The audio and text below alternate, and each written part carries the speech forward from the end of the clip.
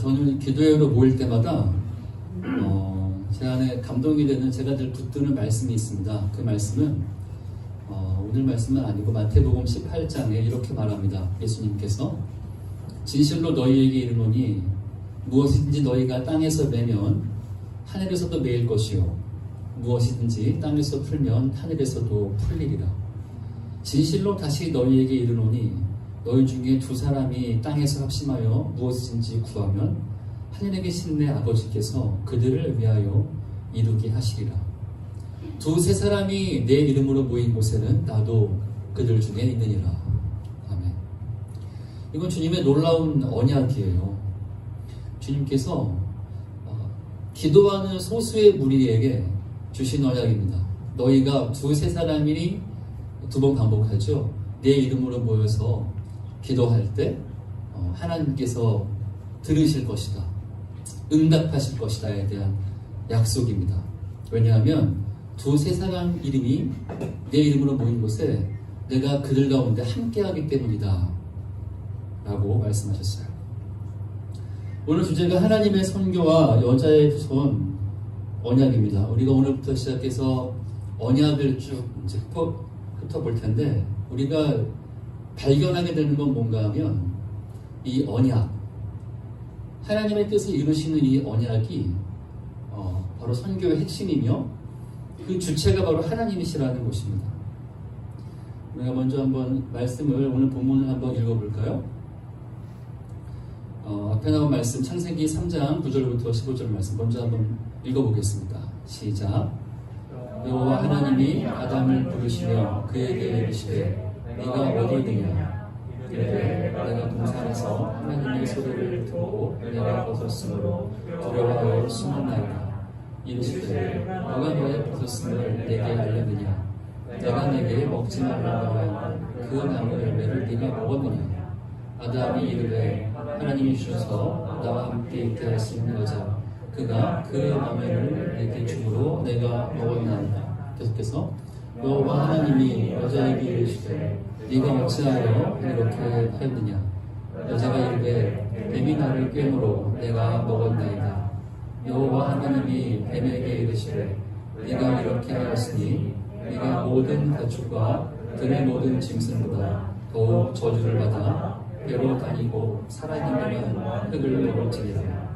내가 너로 여자 원수가 되게 하고 내 후손도 여자의 후손과 원수가 되게 하리니 여자의 후손은 너의 머리를 상하게 할 것이요 너는 그의 발꿈치를 상하게 할 것이니라. 아멘. 우리가 이 이야기의 실은 전말을 익숙하게 알고 있습니다. 하나님께서 천지를 창조하셨고 보시기에 심히 좋으셨어요. 그리고 아담을 만드셨고 그에게 지으신 모든 것을 맡겨주셨습니다. 그리고 당부하셨어요. 네가 모든 동산나무의 모든 실과를 임의로 먹어라. 그런데 동산 중앙에 있는 선악을 알게 하는 나무의 실과는 먹지 말아라. 먹는 날에는 정령 죽으리라 라고 말씀하셨습니다.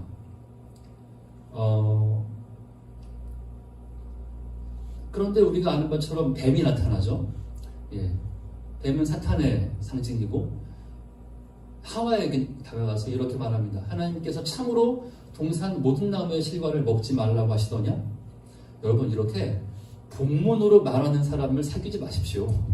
심플하게 말하는 게 좋습니다. 하나님께서 참으로 동산 모든 나무의 실과를 먹지 말라 하시든 그냥 의심을 던져주는 화법을 사용하죠.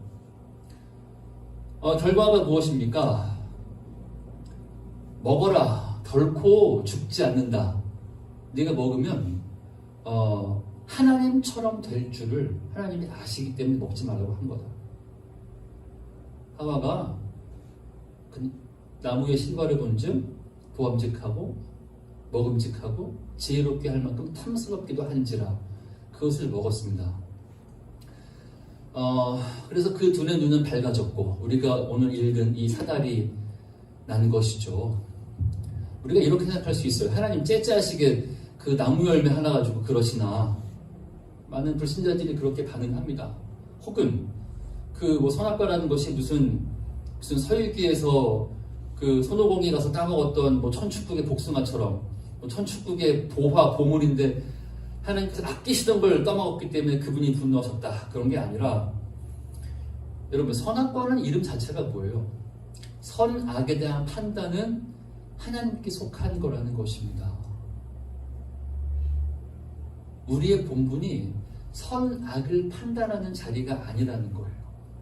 윤리의 근본이시며 선악의 기준은 하나님께 달린 문제고 우리는 그것을 지켜서 생명 가운데 머무는 것, 그것이 원래 지음받은 에덴의 아담과 하와의 모습이었죠. 마치 선악과를 먹은 것은 마치 이런 것과 같습니다. 내가 하나님처럼 되고 싶어 그걸 먹은 거잖아요. 그 말은 뭔가 하면 마치 하나님을, 마치 예를 들자면은 제가 제 아내의 눈을 똑바로 보고 결혼 반지를 빼서 던지는 것과 같은 겁니다. 매우 심플한 동작이에요. 선악과를 먹는다는 건 아주 심플한 동작입니다. 그러나 그 안에는 하나님과의 모든 관계적인 파괴가 다 내포되어 있는 것이죠. 하나님은 그동안 즐거웠습니다. 하나님이 주신 선악에 대한 판단 기준, 권위, 이제는 저는 다르게 저는 제 생각이 있습니다. 그래서 선악과를 먹은 후에는요, 사람들이 다 사람 숫자만큼 자기 생각을 합니다.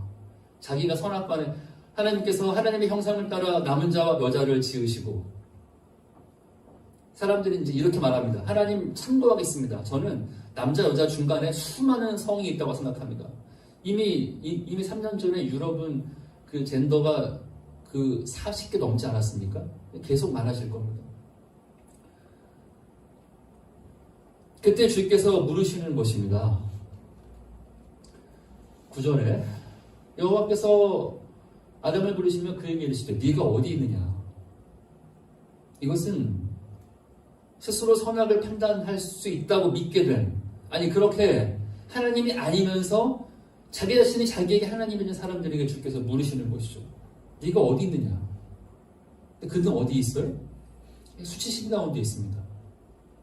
제가 벗었으므로 두려워 숨었습니다. 자기가 자기의 선악을 판단하게 되니까 처음 등장한 게 뭔가 하면 자신의 상태에 대한 현타입니다. 원래는 하나님 보시기에 좋았어요. 그거를 받아들이면 되는 겁니다. 하나님 보시기에 좋았더라. 그 지금 모든 걸 보시니 심히 좋았더라. 그러면 그대로 그것을 선으로 받아들이면 되는데 내가 그거를 못 받아들이겠어요. 이제는 거기에 만족이 안 돼요.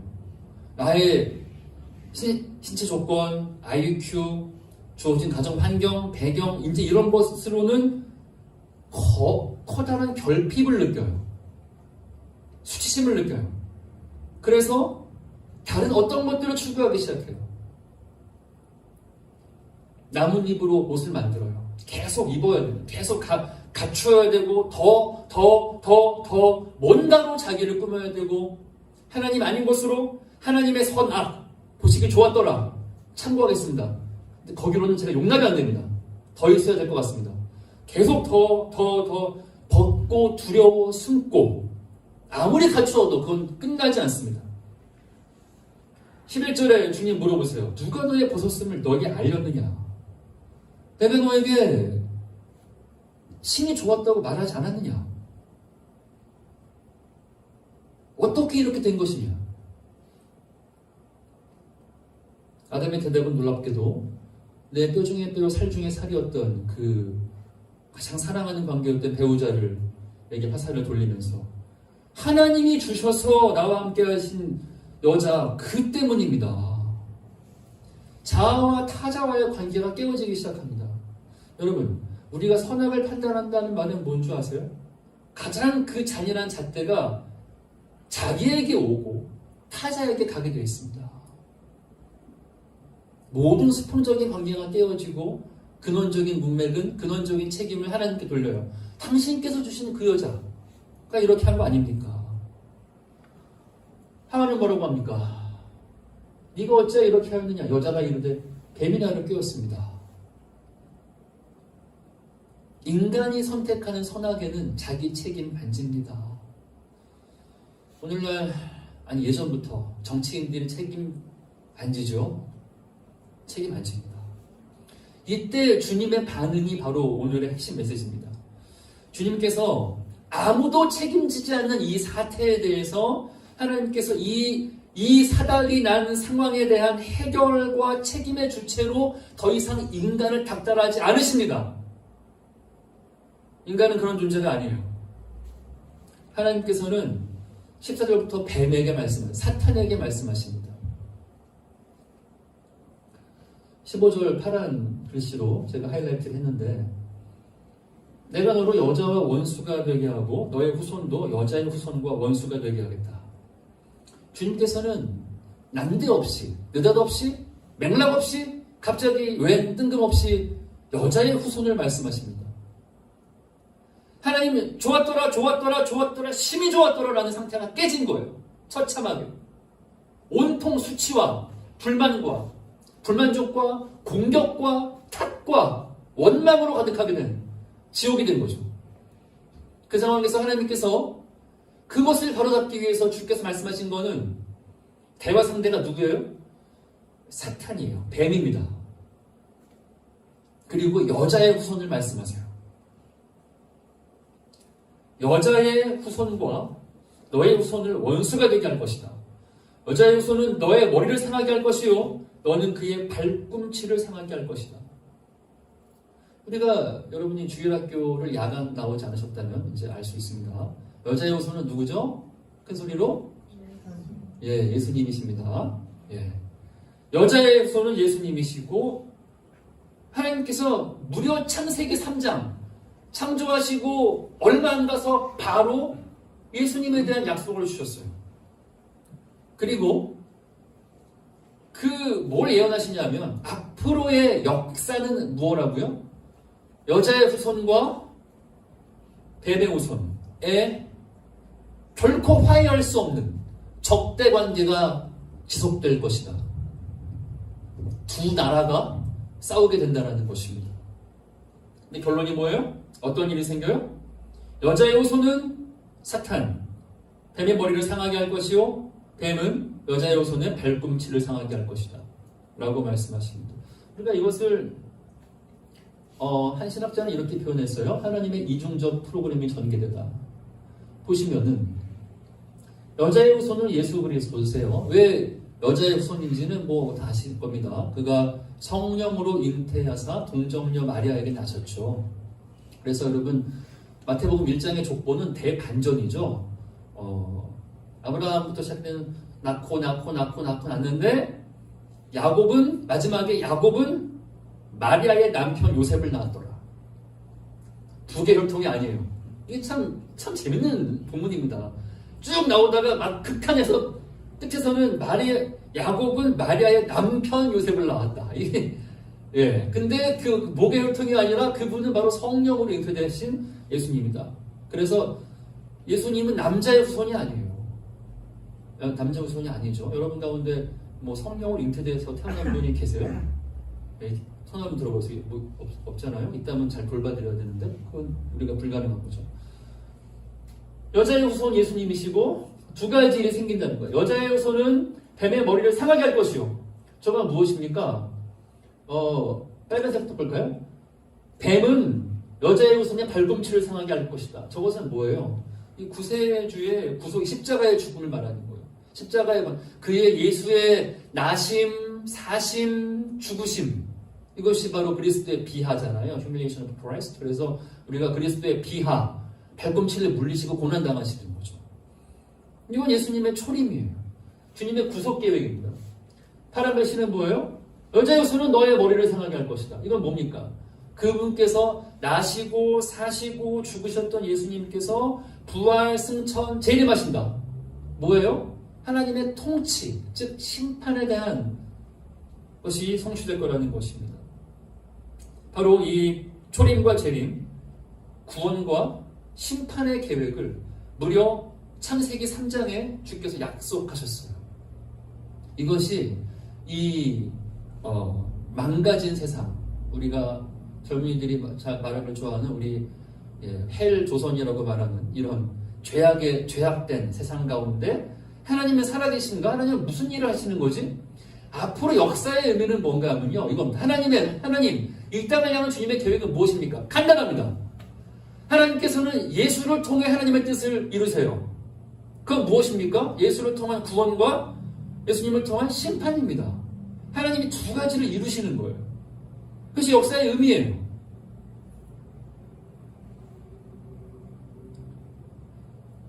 저는 여러분 이 본문을 볼 때 놀랍니다. 이게 창세기 3장이잖아요. 지금 천지 창조한 지가 얼마 안 지났다고요. 근데 그 즉시 인간이 범죄하자마자 잠깐 왜 그랬냐, 다시 시간을 돌리면 안 될까, 삼위일체 하나님이 회의하신 게 아니에요. 범죄하자마자 그 즉시 영의 우선을 보내겠다 라고 바로 나오시는 거예요. 이게 어떻게 이게 가능할 수 있을까요? 그것은 놀랍게도 하나님께서 창세 전에 그리스도 안에서 우리를 택하셨기 때문입니다. 이 에베소서 본문은 우리의 영원한 호적 등본인데 우리 한번 읽어볼까요? 시작. 찬송하노라 하나님이고 우리 주 예수 그리스도의 아버지께서 그리스도 안에서 하나님에 속한 모든 신령한 복을 우리에게 주시되 곧 창세 전에 그리스도 안에서 우리를 택하사 우리로 사랑 안에서 그 앞에서 거룩하고 흠이 없게 하시려고 그 기쁘신 뜻대로 우리를 예정하사 예수 그리스도로 말미암아 자기의 아들들이 되게 하셨으니 이는 그가 사랑하시는 자 안에서 거저주시는 바 그의 은혜의 영광을 찬송하게 하려는 것이라. 시제가 창세 전입니다. 창세 전인데 그리스도가 4번 나와요. 여러분 우리가 삼위 하나님, 성부, 성자, 성령 하나님을 논할 적에 성자, 예수 그리스도의 그분의 역할은 무엇입니까? 구원을 위해 값을 치르시는 겁니다. 성부께서 작정하시고 성자께서 대속 값을 치르시면 성령께서 그걸 우리에게 적용하시지 않습니까? 근데 창세 전에 값을 치르실 플랜을 완성하시고 창조를 하신 거예요. 얼마나 확실한 보증인가 하면 창세 전에 그리스도 안이 4번 나와요. 그리스도 안에서, 그리스도 안에서, 그리스도 안에서, 그리고 그리스도 안에서. 여러분 이거는 놀라운 보장입니다. 우리가 아까 하나님 사랑에 대한 찬양을 많이 불렀는데 우리가 평생토록 고백해도, 영원히 고백해도 다 이해하지 못할 주님의 사랑인데 여러분 제가 아들만 3명인데 그 자녀를 낳아서 기르면서 알겠어요. 어떤 부모도 자녀가 낳은 걸 보고 자녀 키울 준비를 하는 부모는 없습니다.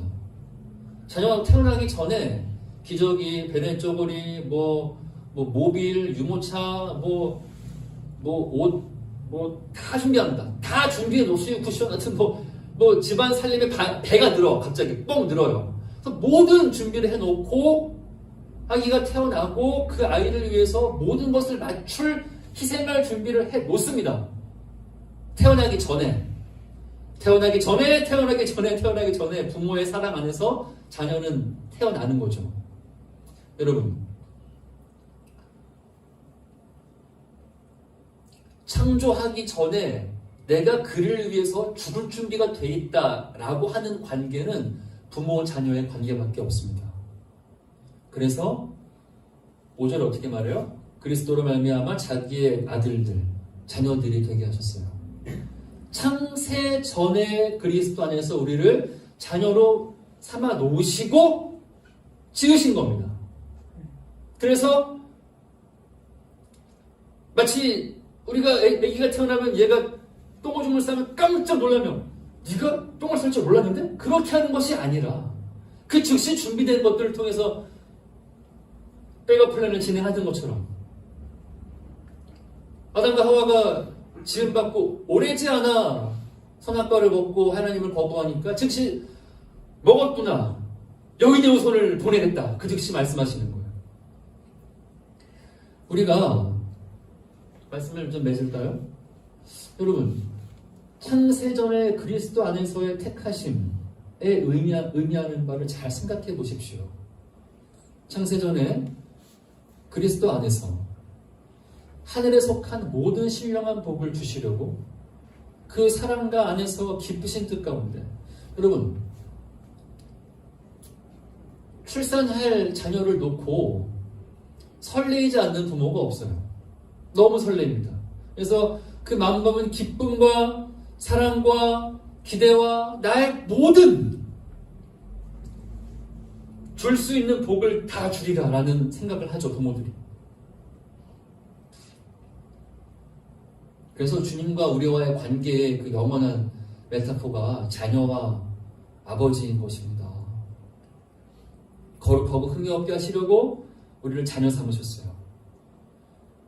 그리고 여러분, 저 그림은 제가 참 좋아하는, 제가 찍어온 사진인데, 저게 여러분 미국의 동부의 버지니아주의 랑캐스터라는 지역에 가시면 사이드 앤 사운드라는 극장이 있습니다. 뮤지컬 극장인데 우리나라 한 샤롯대 한 10배 되는 크기인데, 이게 성경 이야기만 공연하는 극장이에요. 보면 저 조형물이 있는데 엄청 큽니다. 저 양의 한 앞발톱만 하는 게 사람 되거든요. 엄청 큰 조형물인데 저걸 보면은 제가 완전 감동이 왔어요. 여러분, 예수님이 누구세요? 예수님께서는 하나님의 어린 양이시며 유다의 사자시잖아요.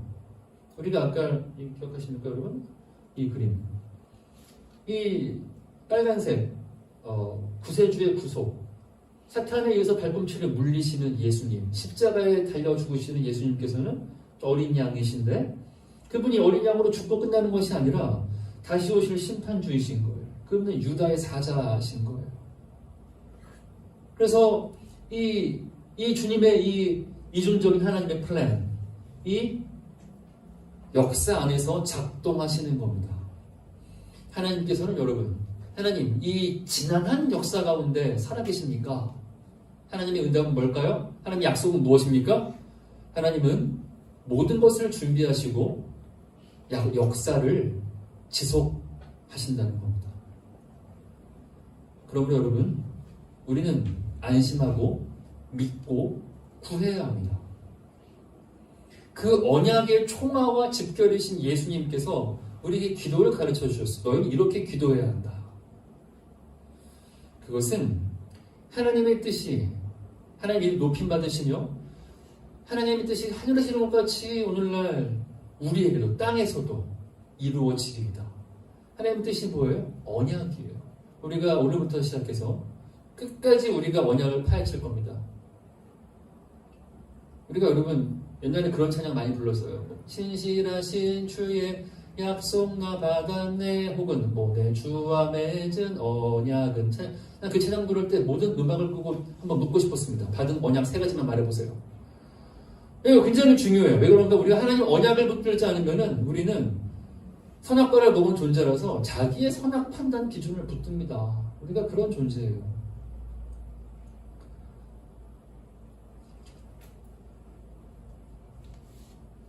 우리가 오늘은 이 여인의 후손의 언약, 창세기 3장에서 예언된 예수님, 창세기 3장에 이미 끝을 약속하신 분, 하나님, 삼위 하나님 놀라운 계획이죠. 앞으로의 역사는 예수를 통한 구원과 예수를 통한 심판이다 라고 말씀하시고, 그리고 그 뜻이 오늘날 인간의 역사 가운데 주님 재림하시기 전까지는 구원의 역사가 펼쳐지는 것이고, 우리가 그걸 선교라고 말하는 것입니다.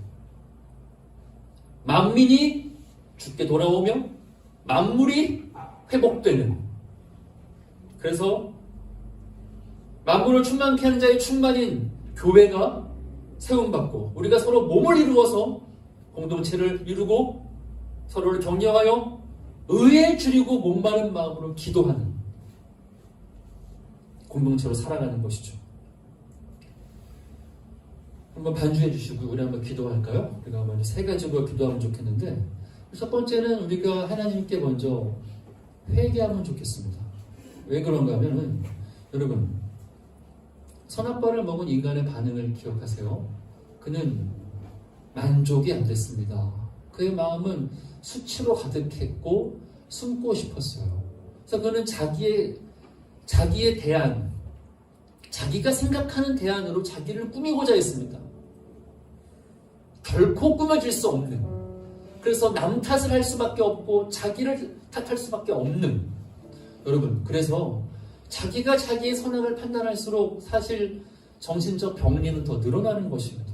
우리가 뭘 회개하면 좋을까요? 우리의 이 죄성의 근원을 주 앞에 고백하고 우리가 좀 치유를 구하면 좋겠습니다. 하나님, 주님, 하나님 보시기에 좋았더라. 하나님 보시기에 좋았더라. 하나님 보시기에 심히 좋았더라. 하나님, 그렇습니다.